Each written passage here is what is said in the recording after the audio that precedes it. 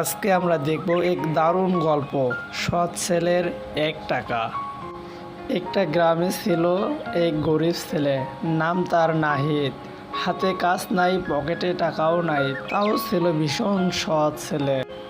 সে রাস্তা দিয়ে হাঁটতেছিল। রাস্তার মাঝখানে সে দেখতে পেল একটা চকচকে 1 টাকার নোট। সে টাকাটি কুড়িয়ে নিল এবং ভাবতে থাকলো, এই টাকাটা কারো পড়ে গেছে, এই টাকা তো আমার না। তারপর সে দৌড়ে গেল মসজিদের ইমামের কাছে।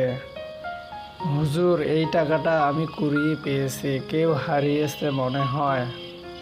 তারপর হুজুর সাহেব মাইকে ঘোষণা দিলেন। ঘোষণা দিয়ে তিনি বললেন, এক ভাই 1 টাকার নোট হারিয়েছেন, এসে দেখে যান।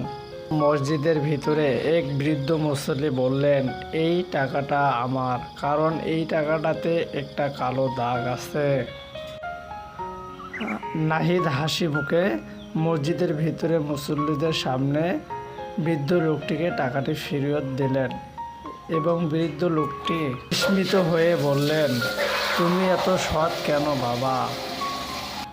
তুমি আজ থেকে আমার দোকানে কাজ করো?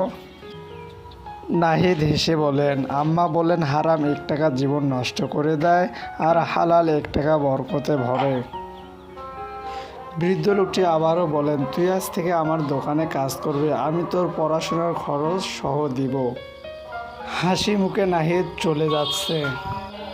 পরিশেষে বলা যায়, এই গল্প থেকে আমরা কি শিখলাম? এই গল্প থেকে আমরা শিখলাম, সততা কখনো হারায় না, সময় লাগে কিন্তু ফল সবসময় মিষ্টি হয়।